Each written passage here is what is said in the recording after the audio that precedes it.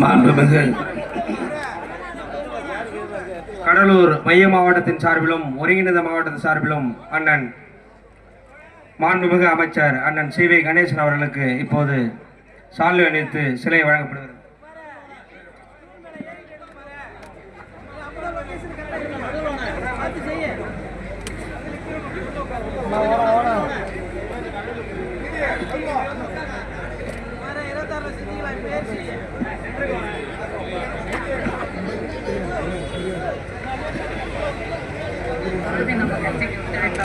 கள்ளக்குறிச்சி வடக்கு மாவட்ட செயலாளர் தோழர் வேல் பழனிபால் அவர்கள் அமைச்சர்களுக்கு சாலை அணிவிக்கிறார்.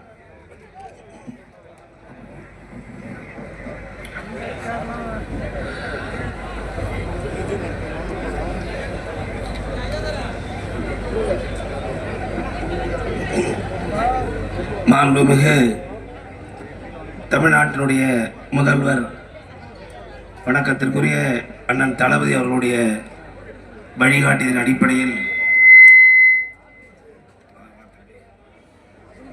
மாண்புமிகு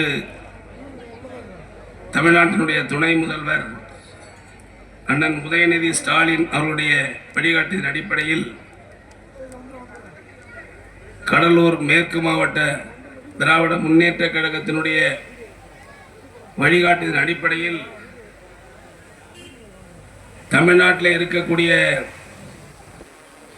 தாழ்த்தப்பட்ட சமூக மக்களுக்காக போராடுகின்ற ஒரு போராளி விடுதலை சிறுத்தை இயக்கத்தினுடைய நிறுவன தலைவர் அண்ணன் தொல் திருமாவர்களுடைய அன்பின் அடையாளமாக நடைபெற்றுக் கொண்டிருக்கின்ற இந்த இனிய நிகழ்வில் கலந்து கொண்டு நான் பேசுவதிலே மற்றற்ற மகிழ்ச்சி அடைகிறேன். நிகழ்விலே கலந்து கொண்டு இங்கே இறுதியாக உரையாற்ற இருக்கின்ற இயக்கத்தினுடைய பொதுச் செயலாளர் காட்டுமன்னார்குடி சட்டமன்ற உறுப்பினர் எனது ஆருயிர் அண்ணன் சிந்தனை செல்வன் அவர்களே, காங்கிரஸ் பேர் இயக்கத்தினுடைய மாநில தலைவர் முன்னாள் நாடாளுமன்ற உறுப்பினர் எனது பாசத்திற்குரிய அருமை அண்ணன் KS அழகிரி அவர்களே, இந்த நிகழ்ச்சியை மிக சிறப்பாக ஏற்பாடு செய்து தனக்கே உரிய ஒரு ஆற்றலோடு கடலூர் மேற்கு மாவட்டத்தில் இந்த நிகழ்ச்சி நடத்துகின்ற தம்பி தலைமை ஏற்று நடத்துகின்ற மாவட்ட செயலாளர் வீர திராவிடமணி அவர்களே, நிகழ்ச்சியிலே கலந்திருக்கின்ற விருத்தாசலம் சட்டமன்ற உறுப்பினர் அண்ணன் ராதாகிருஷ்ணன் அவர்களே, நிகழ்விலே கலந்து கொண்டிருக்கின்ற திராவிட முன்னேற்ற கழகத்தினுடைய மாநில செயற்குழு உறுப்பினர் ஒன்றிய கழக செயலாளர் தம்பி பாவாடை கோவிந்தசாமி அவர்களே, விடுதலை சிறுத்தையினுடைய மாவட்ட கழக செயலாளர்கள் தம்பி அறிவுடை நம்பி அவர்களே, மணவாளன் அவர்களே, அரங்க தமிழ்வழி அவர்களே, நீதிவள்ளல் அவர்களே, செந்தில் அவர்களே, முன்னிலை பொறுப்பேற்றிருக்கின்ற பரசு முருகையன் அவர்களே, 5000 அவர்களே, சந்தோஷ்குமார் அவர்களே, சஞ்சய் காந்த் அவர்களே, ஆனந்தன் அவர்களே, ஆற்றலரசு அவர்களே, வேல்முருகன் அவர்களே, கௌதமன் அவர்களே, நிகழ்விலே எனக்கு முன்பாக உரையாற்றிய கடலூர் மாநகராட்சி துணை மேயர் அண்ணன் தாமரைச்செல்வன் அவர்களே, கௌசி ராஜகுமார் அவர்களே, வெண்ணிலன் அவர்களே, ஒருங்கிணைப்பு செய்கின்ற தயா தமிழன்பன் அவர்களே, செல்லப்பன் அவர்களே, முல்லைவேந்தன் அவர்களே, பால அறவாழி அவர்களே, செம்மல் அவர்களே, மருதமுத்து அவர்களே, காசி புயல் அவர்களே, செங்குட்டவர்களே, அர்ஜுன் அவர்களே, திராவிட முன்னேற்ற கழகத்தின் சார்பில் இங்கே கலந்து கொண்டிருக்கின்ற அன்பு தம்பி சேர்மன் KND சங்கர் அவர்களே, அண்ணாதுரை அவர்களே, பாபு அவர்களே, ரகுநாதன், செந்தில், மாரிமுத்து மற்றும் நாரையூர் குணா, மாவட்ட கவுன்சிலர் விநாயகமூர்த்தி, கொளஞ்சியப்பன், தாழை கொளஞ்சியப்பன், கோதண்டபாணி,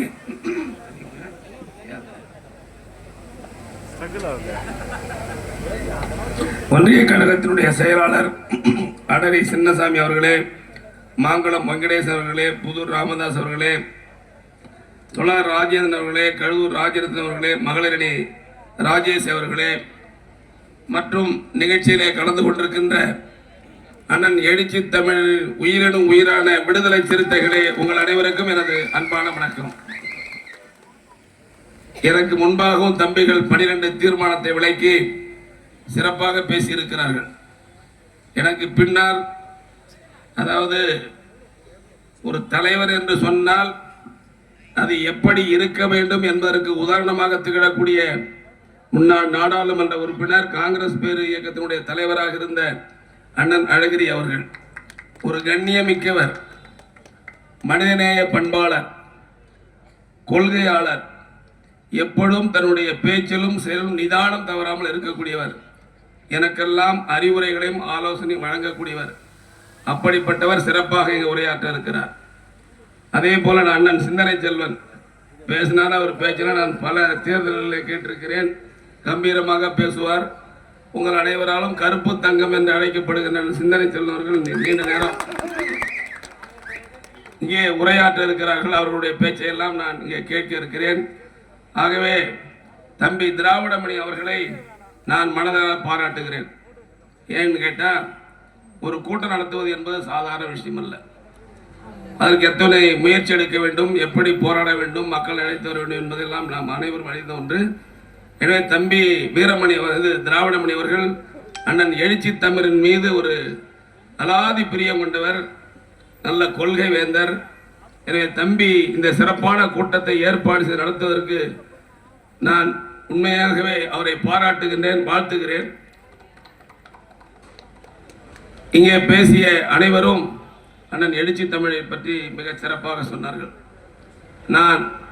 எனக்கு வேற யாரும் இல்லை, அவர் என்னுடைய பெரியப்பா பையன் தான். எனக்கு அண்ணன் திருமா அவர்கள் என்னுடைய அண்ணன், நான் அவர் அண்ணன் தான் கூட. நாங்கள் எங்களுக்கு இருவருக்கும் ஒரு பெரிய நெருக்கம் உண்டு. மனதார நேசிப்போம். அண்ணன் தம்பிகளாக இன்றல்ல நாளை அல்ல, எப்பொழுதும் அண்ணன் தம்பிகளாக தொடர்ந்து உயிர் இருக்கின்றவரை இருப்போம் என்பதை நேரத்தில் நான் தெரிவித்துக் கொள்ள விரும்புகிறேன். அண்ணன் எழுச்சி தமிழர் அவர்கள் தமிழ்நாட்டினுடைய முதலமைச்சர் அண்ணன் தளபதியோடு நெருக்கமாக இருக்கக்கூடியவர், நல்ல புரிதல் உள்ளவர். எந்த சூழ்நிலையிலும் அண்ணன் தளபதியோடு இரண்டர கலந்து வாழக்கூடியவர். திராவிட முன்னேற்ற கழகத்தின் ஆட்சி அமைவதற்கு உறுதுணையாக இருந்தவர். 2026 அமைவதற்கும் உறுதுணையாக இருக்கக்கூடியவர். எந்த சூழ்நிலையிலும் தன்னுடைய கொள்கையிலிருந்து மாறாத ஒரு மாபெரும் தலைவர் அண்ணன் எழுச்சி தமிழர்கள்.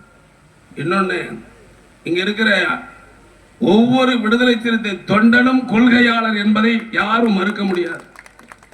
ஏன்னா, நான் பல தேர்தல்களில் என்னை எதிர்த்து அவர்கள் பிரச்சாரம் செய்தும் பார்த்திருக்கிறேன், என்னை ஆதரித்து என்னை வெற்றி பெற செய்தும் பார்த்திருக்கிறேன். ஆகவே மிக சிறப்பான தொண்டர்கள். அண்ணன் திருமா சொல்லிவிட்டால் அது எந்த சூழலிலும் கொள்கை மாறாமல் நிற்கக்கூடிய தொண்டர்கள் தான் விடுதலை சிறுத்தை தொண்டர்கள் என்பதை நான் தெரிவித்துக் கொள்ள விரும்புகின்றேன். அண்ணன் எழுச்சி தமிழர் அவர்கள் தாழ்த்தப்பட்ட சமுதாய மக்களுக்காக, சிறுபான்மையின மக்களுக்காக போராடக்கூடிய ஒரு தலைவர்.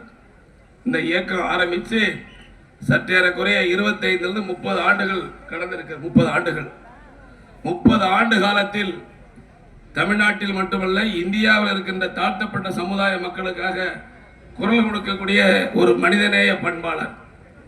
அது மட்டுமல்ல, எந்த சூழ்நிலையிலும் தன்னுடைய நிலையிலிருந்து மாறாத தலைவர் என்று தமிழ்நாட்டில் இருக்கின்ற அனைத்து சமூக மக்களும் பேசக்கூடிய ஒரு தலைவராக வளர்ந்திருக்கின்ற தலைவர். தன்னுடைய பேச்சுக்கும் செயலுக்கும் எப்பொழுதும் நெருக்கம் இருக்கும். இன்னைக்கு பார்த்தீங்கன்னா, சிதம்பரம் தொகுதியில் போன தேர்தலில் 3000 வாக்குகள் வித்தியாசம் வெற்றி பெற்று போராடி வெற்றி பெற்றார். இந்த தேர்தலில் 1,00,000 வாக்குகளுக்கு வித்தியாசம் பெற்று வெற்றி பெற்றிருக்கிறார். 1 லட்சம் தானே. என்ன காரணம் என்று சொன்னால், தாழ்த்தப்பட்ட மக்கள் மட்டுமல்ல, சிறுபான்மை மக்கள் மட்டுமல்ல, அனைத்து தரப்பு மக்களும் அண்ணன் எழுச்சி தமிழரை நம்புகிறார்கள், அவர் பேச்சையும் செயலையும். அதற்கு எடுத்துக்காட்டுதான் இந்த 1,00,000 வாக்குகள் வித்தியாசம். ஆகவே தலைவர் அவர்களை பொறுத்தவரையில் அவர் எந்த பேட்டி கொடுத்தாலும், எந்த செயல் சொன்னாலும், அவருடைய பேச்சிலும் செயலிலும் எந்த மாற்றத்தையும் பார்க்க முடியாது. நம்முடைய தலைவரின் மீது, முதலமைச்சர் மீது மிகுந்த பாசம் மட்டுமல்ல, நம்பிக்கை வைத்திருக்கிறார். நம்முடைய தமிழ்நாட்டினுடைய முதலமைச்சர் தளபதி அவர்கள் நம்முடைய அண்ணன் எழுச்சி தமிழ் மீது மிகுந்த நம்பிக்கையும் பாசம் வைத்திருக்கிறார். அதை யாரும் எந்த சக்தியாலும் எப்பொழுதும் பிரிக்க முடியாது என்பதை நான் இந்த நேரத்தில் தெரிவித்துக் கொள்ள விரும்புகின்றேன். அண்ணன் எழுச்சி தமிழ் அவர்கள் வழியிலே அண்ணன் சிந்தனை செல்வன் அவர்கள் சட்டமன்றத்தில் தாழ்த்தப்பட்ட மக்களுக்காக பல்வேறு கோரிக்கைகளை பல்வேறு முறை, ஒரு முறை அல்ல, 2 முறை அல்ல, குரல் கொடுத்து கொண்டே இருப்பார்கள். பல்வேறு கோரிக்கைகளை அவர் சொன்ன காரணத்தினால் நம்முடைய தமிழ்நாட்டினுடைய முதலமைச்சர்கள் நிறைவேற்றி இருக்கிறார்கள். ஒன்றல்ல, 2 அல்ல. மிக முக்கியமானது காலனி என்ற சொல் எவ்வளவு மனதிற்கு வருடுவதாக இருக்கிறது என்று உணர்ந்த முதலமைச்சர் அண்ணன் சிந்தனை செல்வனுடைய கோரிக்கை ஏற்று இனி தமிழ்நாட்டில் காலனி என்ற சொல்லே இருக்கக்கூடாது என்ற சட்டத்தை பிறப்பித்த முதலமைச்சர் நம்முடைய முதலமைச்சர் அவர்கள். கடலூர் மாவட்டத்தில் நம்முடைய ஐயா இளையபெருமாள் அவர்கள் ஒரு மாபெரும் சக்தியாக விளங்கியவர். நாடாளுமன்ற உறுப்பினராக 3 முறை இருந்தவர், சட்டமன்ற உறுப்பினராக 1 முறை இருந்தவர், தமிழ்நாட்டினுடைய காங்கிரஸ் கட்சி தலைவராக இருந்தவர். அவருக்கு நினைவு மண்டபம் கட்டி இங்கே எழுச்சி தமிழருடைய தலைமையிலே வருகை தந்து அந்த மண்டபத்தை திறந்து வைத்தவர் நம்முடைய தமிழ்நாட்டினுடைய முதலமைச்சர் அவர்கள். அது மட்டுமல்ல, தாழ்த்தப்பட்டோர் ஆணையத்தை இன்றைக்கு உருவாக்கி இருக்கிறார். அண்ணன் சிந்தனை செல்வன் அவர்களும் அண்ணன் எழுச்சி தமிழர்களும் என்ன கோரிக்கையை வைக்கின்றார்களோ அந்த கோரிக்கைகளை எல்லாம் தாழ்த்தப்பட்ட மக்களுக்காக நிறைவேற்றி கொண்டிருக்கின்ற ஒரு முதலமைச்சர் நம்முடைய முதலமைச்சர் அவர்கள். ஆகவேதான்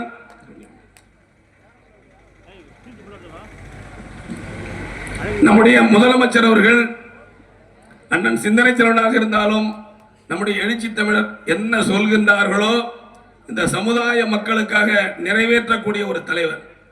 நம்முடைய சகோதரர்கள் கல்வி பயில்வதற்கு படிக்கிறது நம்ம முதலமைச்சர் 2 கண்ணாக, ஒன்று கல்வியும் இன்னொன்று மருத்துவம்னு சொல்லியிருக்காரு.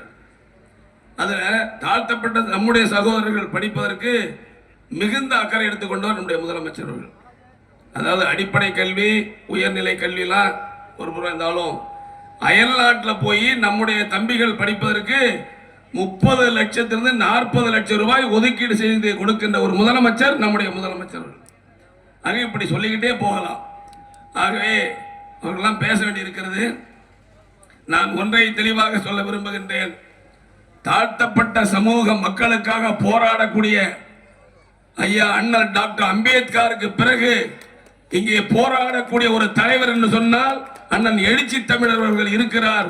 அண்ணன் எழுச்சி தமிழருக்கு உற்ற துணையாக இருந்து இந்த சமூக மக்களுக்கு ஆதரவாக என்றென்றும் தமிழ்நாட்டினுடைய முதலமைச்சர் இருப்பார் என்று தெரிவித்துக் கொண்டு 2026 தம்பி திராவிடமணி சொன்னதை போல நம்முடைய திராவிட மாடல் அரசின் நாயகர் அண்ணன் தளபதியை மீண்டும் முதலமைச்சராக்குவதற்கு வேற யாரும் வர முடியாது. அதற்கு அண்ணன் எழுச்சி தமிழர்கள் உற்ற துணையாக இருப்பார். நீங்களும் இருக்க வேண்டும் என்று அன்போடு கேட்டு விடைபெறுகிறேன். நன்றி, வணக்கம்.